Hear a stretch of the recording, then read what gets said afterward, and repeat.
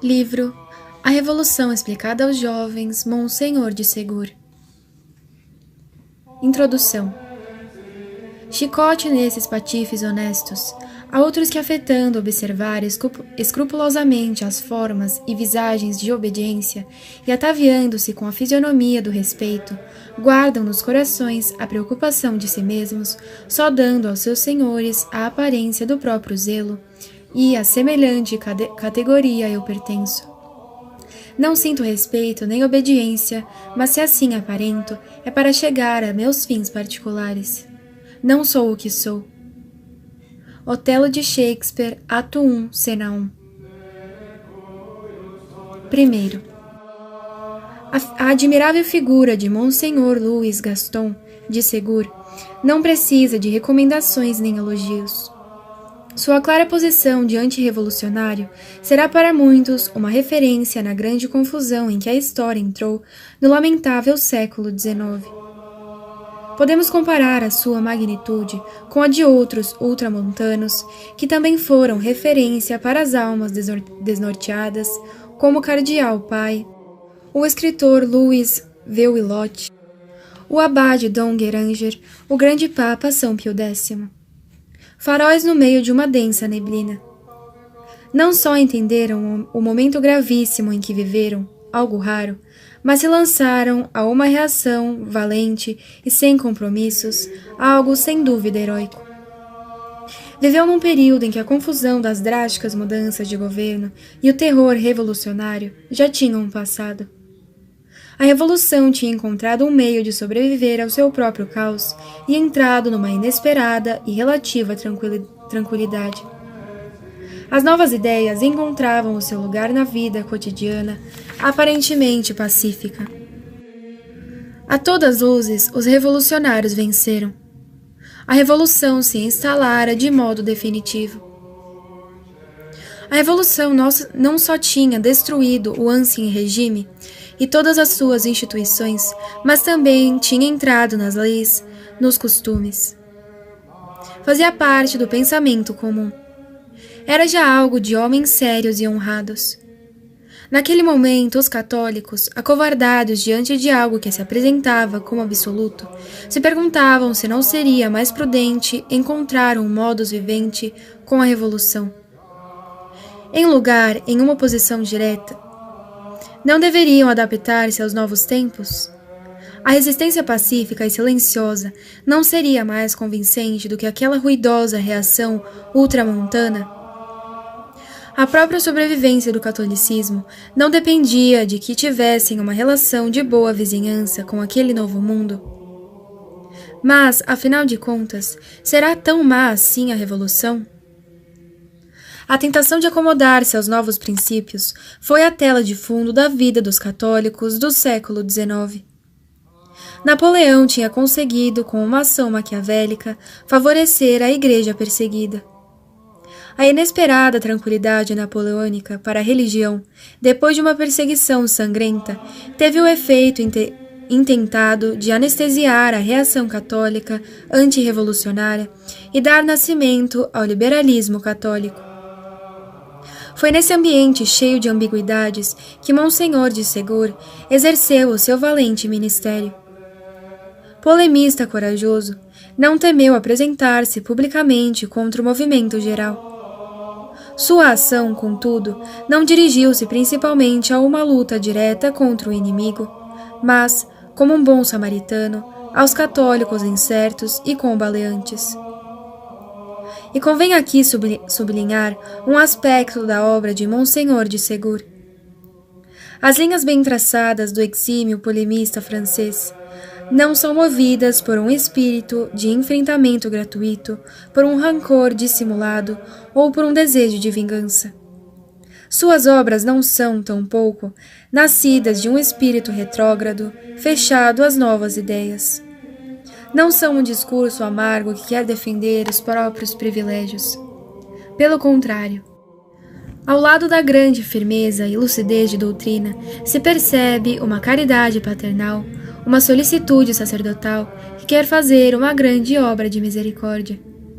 ensinar a verdade aos pobres moços desamparados diante da mentira e da sedução. E ao fazer isto, se expôs a retaliações e perseguições. Sua intenção é pura e sua doutrina segura. Segundo, a presente obra é uma introdução aos moços católicos do seu tempo, do seu equívoco tempo, sobre a natureza e a escorregadia natureza da Revolução Francesa.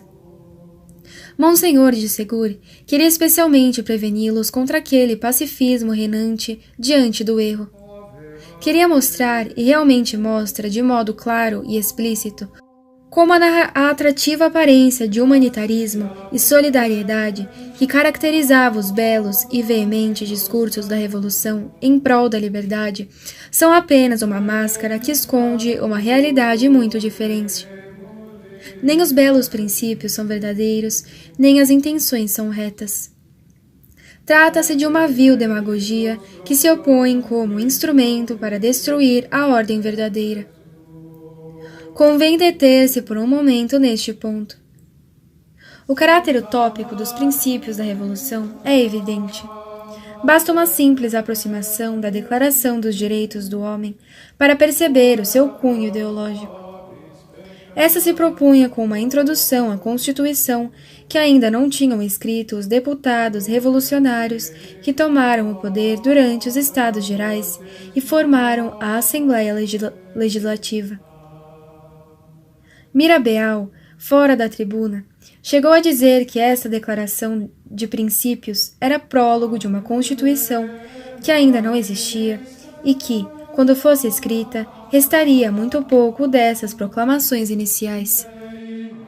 A inexequibilidade desses admiráveis princípios vem do simples fato de que são falsos. São um discurso em manifesta contradição com a realidade, por mais atrativo e lisonjeiro que pareça. Se a adulação é um vício tão antigo quanto o próprio homem, é, porém, na Revolução Francesa, em que se transformará num instrumento de governo, num sistema, num método estável de conduzir o povo. A ideologia é a organização de um pensamento político-religioso com uma perfeita ordem interna e uma lógica impecável, formando um todo coeso e coerente. Sua única deficiência está no seu divórcio com a realidade.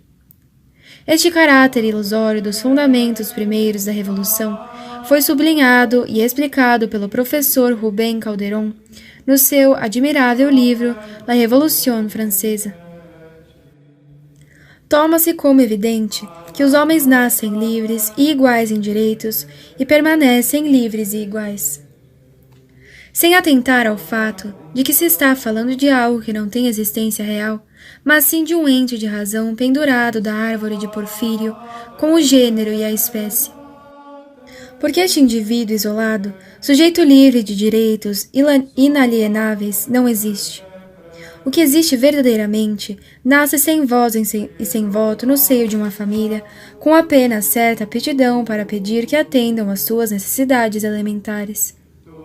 A família o protege, cuida e educa para colocá-lo mais tarde no seio de uma sociedade histórica, na qual irá formando-se até adquirir, já em posse de perfeições alcançadas no trato dialógico com os outros membros dessa sociedade, os direitos que correspondem às suas aptidões para concorrer ao bem comum.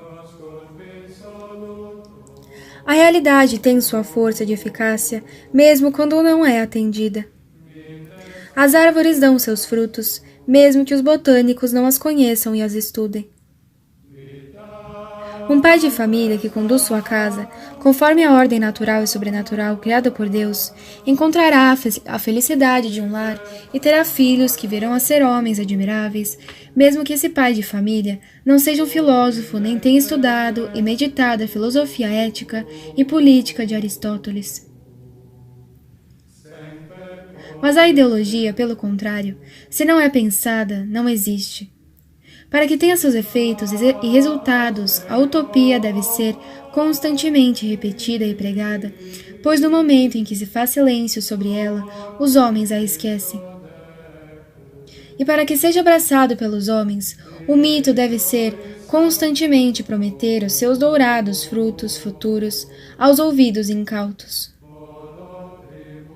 Respeitando escrupulosamente a estrutura propagandística de toda ideologia, a primeira Constituição Revolucionária Francesa promete nada menos que a bem-aventurança terrenal como seu efeito proporcionado. Dado que a ignorância, o esquecimento e o menosprezo dos direitos do homem são a única causa de infelicidade pública e de desordem de governo, os deputados do povo francês decidiram explicar em solene declaração os direitos naturais, inalienáveis e sagrados ao homem, para que esta declaração esteja sempre presente diante dos olhos de todos os cidadãos do Estado e lhes lembre sem cessar seus direitos e deveres, para que as ações do Poder Legislativo, como as do Executivo, em todo momento possam ser comparadas com a finalidade de toda a vida política e sejam mais estimadas. Para que as exigências dos cidadãos apoiadas sobre princípios firmes ou invariáveis não tendam mais que para a conservação da Constituição e a felicidade de todos. 3. Monsenhor de Ségur apresenta neste opúsculo uma tese central com dois aspectos. A Revolução Francesa poderia parecer um evento pontual e localizado na história política francesa, com uma significação admirável. Seria a conquista do povo, seria uma bela luta pelo direito e pela liberdade. Este livrinho desenvolve a grande tese de que a Revolução Francesa não é uma obra boa e não se trata de um evento exclusivamente francês. No primeiro aspecto, a obra de Monsenhor de Ségur é extraordinária, pois coloca em evidência a grande perversidade dos princípios revolucionários. Revela as intenções secretas das lojas maçônicas que preparam, de longa data, a caída da França.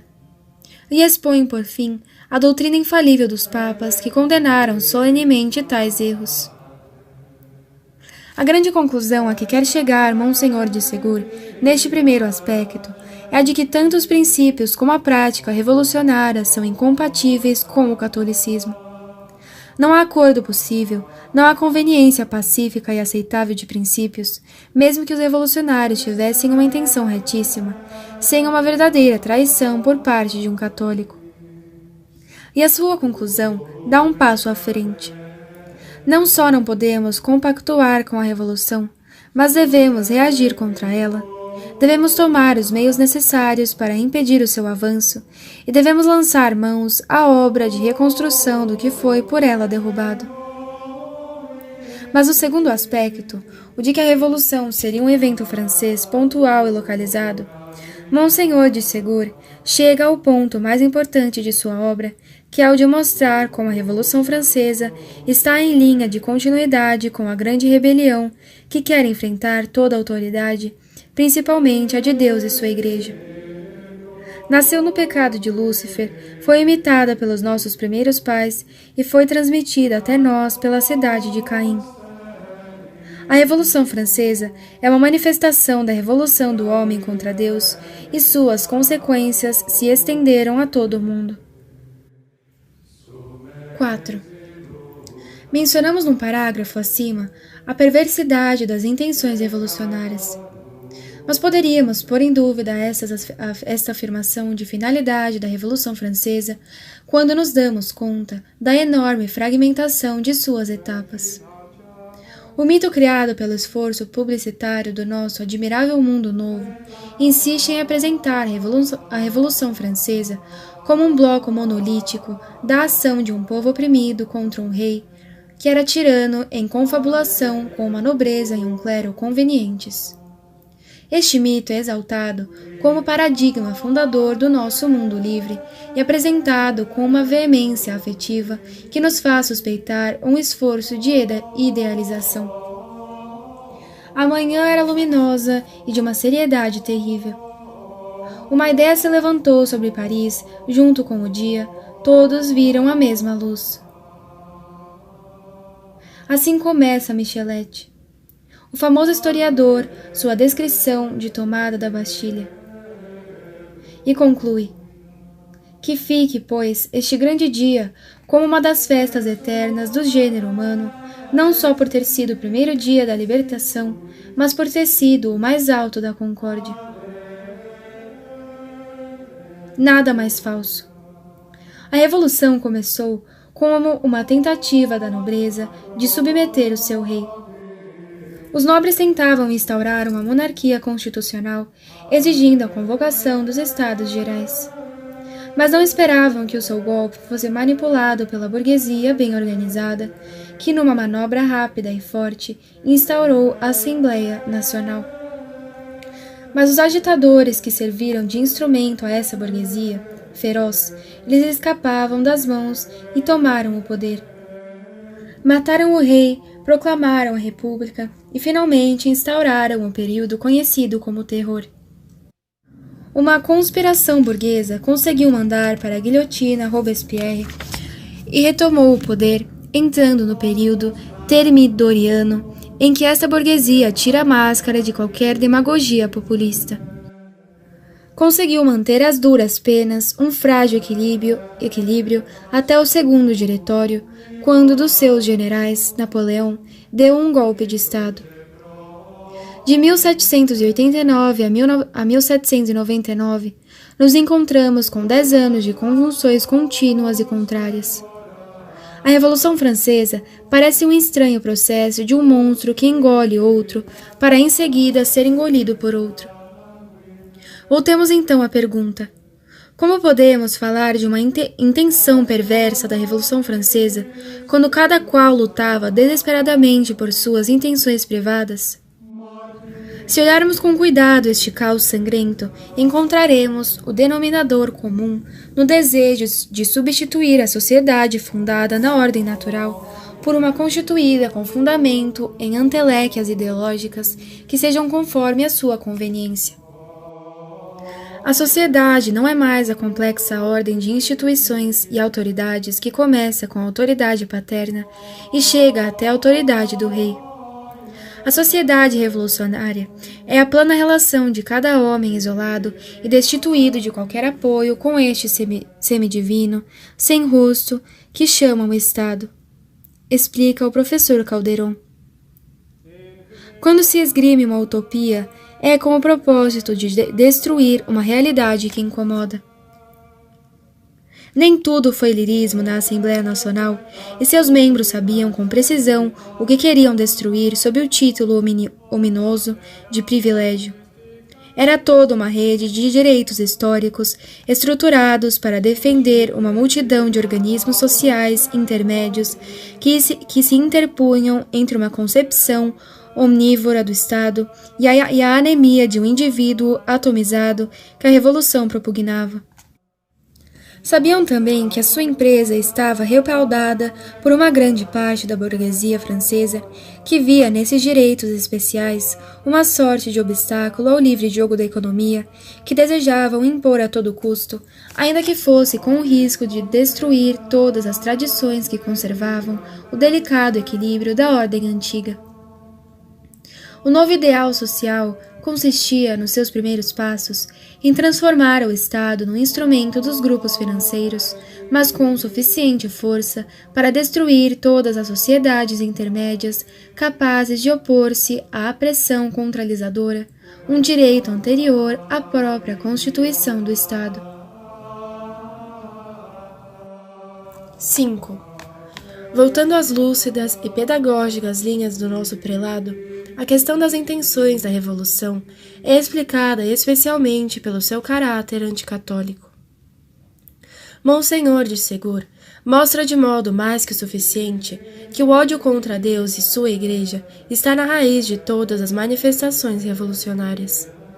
Não é preciso perscrutar os ocultos ambientes das seitas maçônicas para chegar a tal conclusão. Essa afirmação era clara, pública e repetida constantemente. Podemos perguntar tanto a Voltaire e Marat como ao católico Joseph de Maistre. Com efeito, este último autor dedicou a sua hábil pluma a denunciar o caráter satânico da Revolução. E o anticatolicismo revolucionário não ficou só na teoria, mas se traduziu numa perseguição sistemática e sangrenta. A Constituição Civil do Clero é uma obra explícita do anticatolicismo reinante. O ódio à Igreja Católica parece ser, portanto, um denominador comum de todos esses caóticos movimentos internos. De fato, a revolução começada pelos nobres não tinha uma intenção antimonárquica. Queriam uma monarquia constitucional na qual o rei lhes obedecesse. Os burgueses teriam apoiado essa monarquia constitucional se o rei e os nobres estivessem prisioneiros das suas chantagens econômicas. A revolução não era contra o rei, mas contra Deus. Para todos, era claro que o belo e humanitário avanço conseguido com a revolução exigia a eliminação da Igreja. Por quê? O rancor acumulado pela Revolução Protestante na Europa foi transmitido tanto pelas guerras como pelo esforço literário dos iluministas. Toda essa corrente de ódio encontrou seu catalisador na luta contra a Companhia de Jesus. As sucessivas expulsões dos jesuítas dos reinos católicos e, finalmente, a sua extinção como ordem religiosa, por um lado retirou um dos grandes inimigos do processo revolucionário do campo de batalha, mas, por outro lado, acendeu a fúria dessas feras ao ver o primeiro sangue. O enciclopedismo vai conseguir organizar e condensar todo este pensamento eclético e contraditório, mas especificamente anticatólico. Era preciso refazer o mundo, repensá-lo sem a fé católica. E assim, quando os acontecimentos circunstanciais da Revolução começaram a suceder-se como explosões em série, o telão de fundo de todas elas era certamente este ódio à religião. Mas permanece a pergunta: por quê? Uma convicção única e profunda parecia unir a todos estes homens. A certeza de que tudo está mal feito e que o homem adquiriu finalmente a capacidade de dar à realidade uma orientação favorável a seus desígnios dominadores.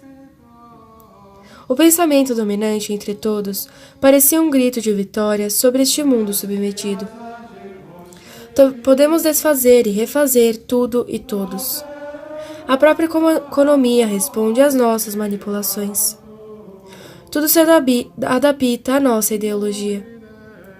Fazemos leis que não respeitam absolutamente nada, senão as nossas conveniências. Toda a realidade perdeu a sua dura consciência e se submete com louvável docilidade às nossas mãos conquistadoras. Nada mais poderá nos deter. Conseguimos derrubar todos os usos e costumes anteriores, todas as instituições que preservavam a indigna submissão do homem medieval à realidade. Todas. Todas menos a Igreja. Permitam-me ainda uma longa citação do livro mencionado do professor Calderon. Outro elemento comum à disposição revolucionária é o ódio à Igreja, o desejo nunca bem satisfeito de aplastar a infame e apagar a sua marca dos usos e costumes sociais, porque é ela que inspirou o espírito de submissão às ordens criadas e com elas ao próprio Criador. A Igreja ensinou sempre que há nas coisas uma determinada relação natural e cuja alteração trará aos homens mais males que bens. Diríamos em poucas palavras que a doutrina pregada pela Igreja se põe à vontade revolucionária. Isso, que era muito bem conhecido, tanto pelos cristãos como pelos revolucionários, nos leva a dizer que antes que uma comoção econômica ou política, a revolução, no seu sentido amplo, é uma posição religiosa de selo negativo, uma antirreligião convicta e confessa.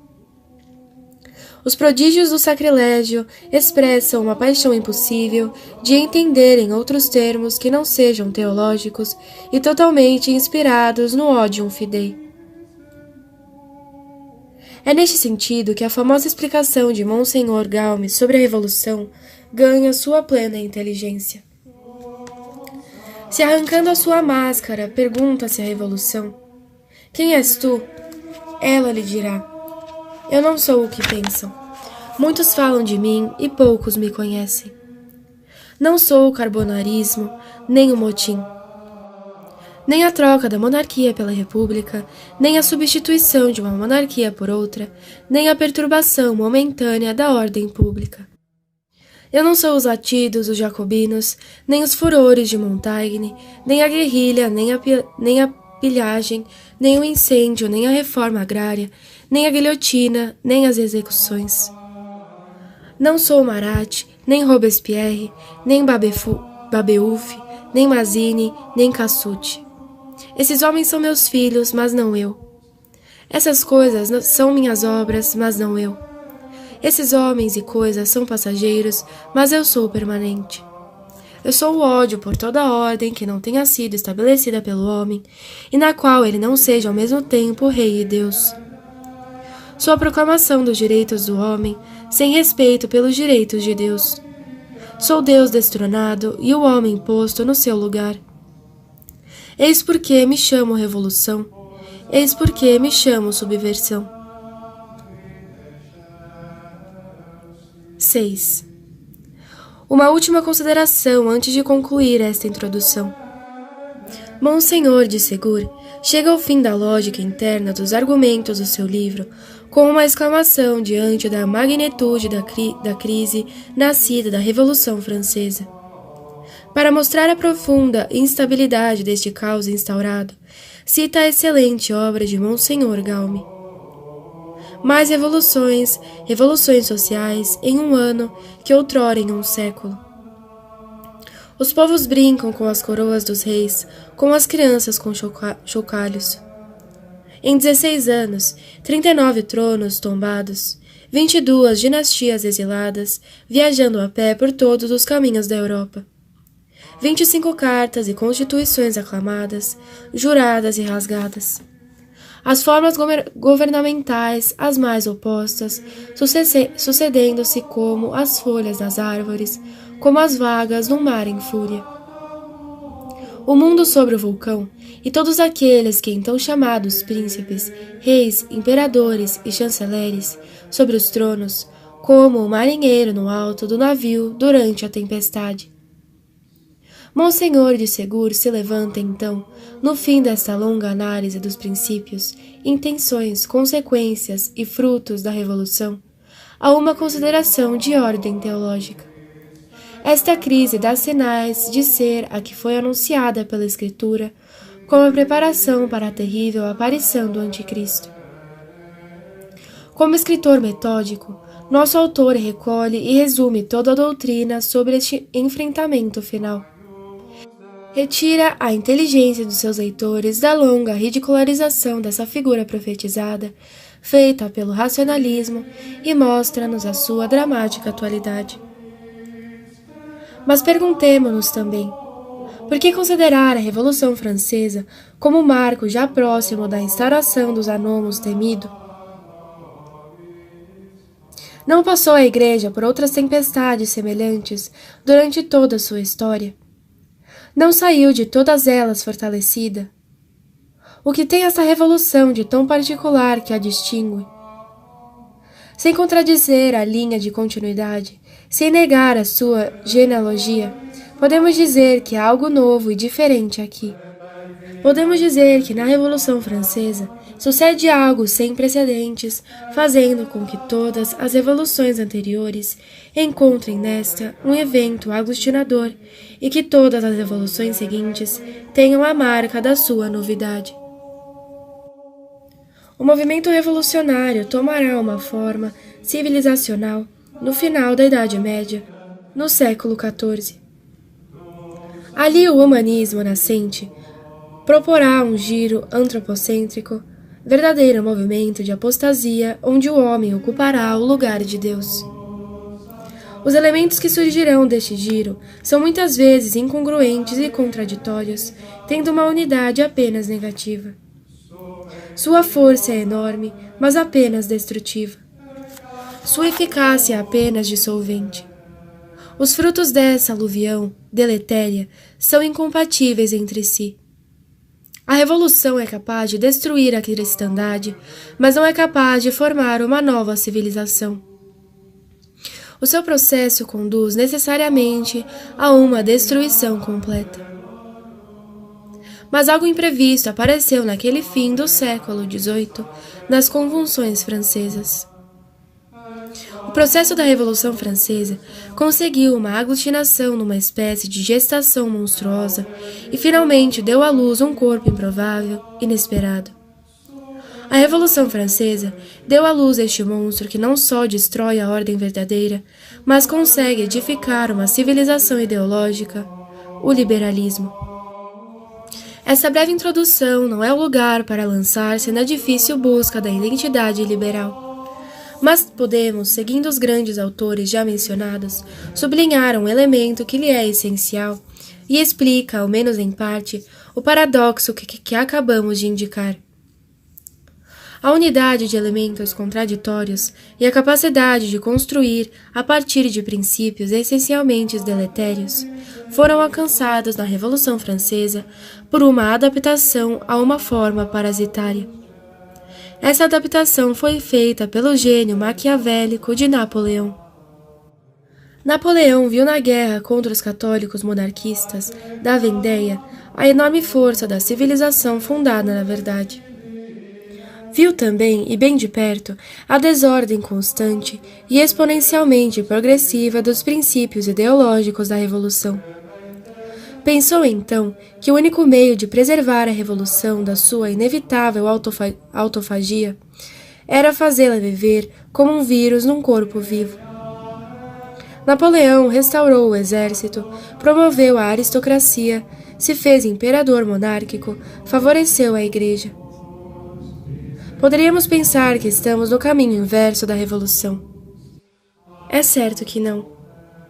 Quer preservar na melhor forma possível o corpo social no qual deve se desenvolver o câncer da ideologia. Essa perfeição do mal, essa eficácia do erro, essa tão sutil adaptação do inconciliável parece certamente indicar que estamos entrando numa etapa final de preparação para a chegada do Anticristo. O liberalismo será o caldo de cultivo de onde nascerá o anunciado tirano blasfemo. 7. Na sua conclusão, Monsenhor de Ségur nos adverte que a nossa resistência deve ser principalmente interior e sobrenatural. Não devemos ter medo nem perder a coragem, pois a vitória deste mundo, que se apresenta tão absoluta, é aparente e ilusória.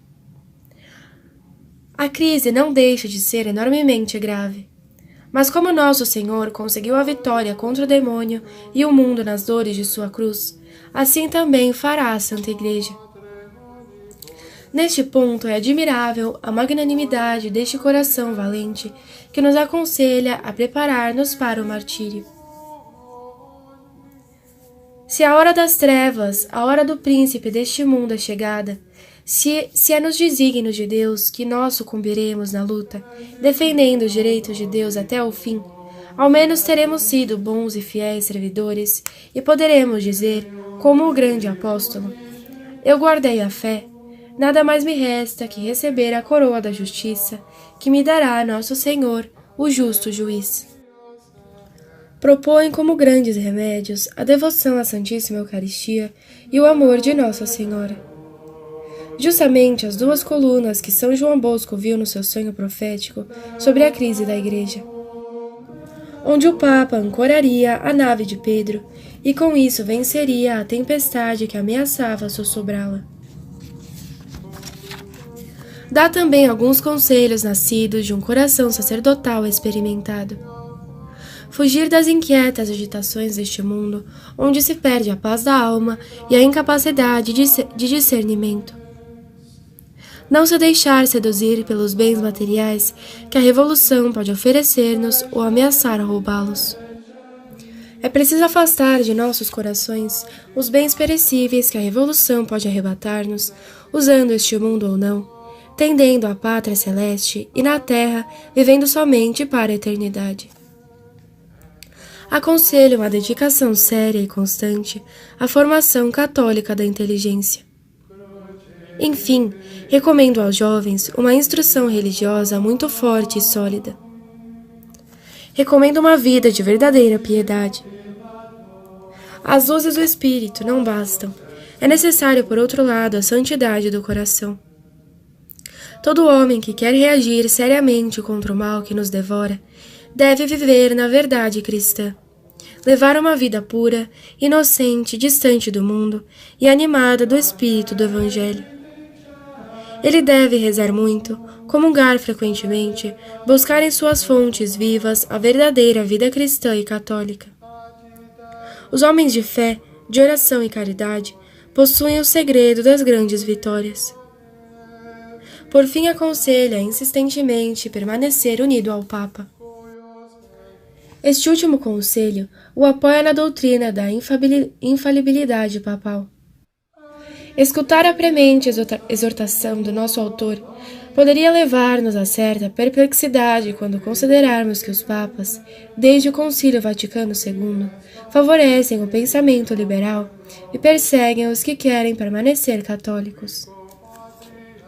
Os católicos, os verdadeiros católicos de coração e de espírito, somente eles estão alhures do campo da revolução, mas que eles evitem se deixar seduzir em meio ao contágio público. Só um homem no mundo está absolutamente protegido da sedução. É aquele para quem teria dito o Cristo: rezo para ti, a fim de que a tua fé não esmoreça, por sua vez confirme teus irmãos. O Papa, o sucessor de Pedro, o chefe da igreja, está protegido por Deus contra todos os erros e, por consequência, contra o erro revolucionário. Como Papa, como doutor católico, ele não pode ser seduzido. Apeguemo-nos indissoluvelmente ao ensinamento pontífice. Elevemos nossos olhares fiéis acima de todas as cabeças, acima de todas as coroas, e mesmo acima de todas as mitras, para fixá-los sobre a tiara de São Pedro. Saber o que ensina o pontífice romano, o vicário de Deus, e pensar como ele, crer como ele, falar como ele. Este é o único meio infalível de escapar da revolução. O modernismo reinante, que não é outra coisa senão os princípios da revolução na vida da Igreja, quer nos fazer cair num falso dilema. Ou obedecer aos papas liberais e segui-los na autodemolição da Igreja, como disse Paulo VI, ou negar a infabilidade pontífice, resistir à sua autoridade e doutrina, mas permanecer católicos. O drama é verdadeiro, mas o dilema é falso. O modernismo, sendo um ramo do liberalismo, tem como fundamento um horror a toda autoridade, pois esta seria um atentado contra a liberdade de pensamento. A hierarquia eclesiástica que se propõe como moderna quer exercer uma autoridade do consenso, quer ser a voz que dá certa unidade a uma livre pluralidade. Este estranho modo de governo que vemos instaurado em todos os âmbitos da vida da Igreja desde o Concílio Vaticano II não quer ensinar de modo infalível com a autoridade de Cristo. O Papa não quer atuar como Papa. O conselho dado então por Monsenhor de Segur se parece no fim das contas com a posição de Dom Marcel Lefebvre. Não somos rebeldes protestantes que resistem à autoridade papal. Não somos galicanos que limitam a extensão da infalibilidade do Romano Pontífice. Pelo contrário, somos nós que levantamos a voz do próprio Papa para afirmar que ele é o vigário de Cristo. O Papa, o sucessor de Pedro, o chefe da Igreja, está protegido por Deus contra todos os erros e, por consequência, contra o erro revolucionário. Como Papa, como doutor católico, ele não pode ser seduzido. O Papa, como Papa, não pode ensinar o erro revolucionário. Nós resistimos a essa ilegítima autoridade democrática que quer se fazer passar pela autoridade infalível de Cristo. Que as últimas palavras do opúsculo nos sirvam de âncora para nossa firmeza vacilante. Sobretudo, não percamos a coragem. Antes, saudemos o triunfo prometido pela verdade. Após a hora das trevas, a Santa Igreja ressuscitará gloriosa e reinará em todo o universo. Quando se cumprir, em toda a sua extensão, a infalível e consoladora profecia do Evangelho, não haverá mais que um rebanho e um pastor. et erit unum ovili et uno pastor. Padre Luiz Cláudio Camargo, Fraternidade Sacerdotal São Pio X.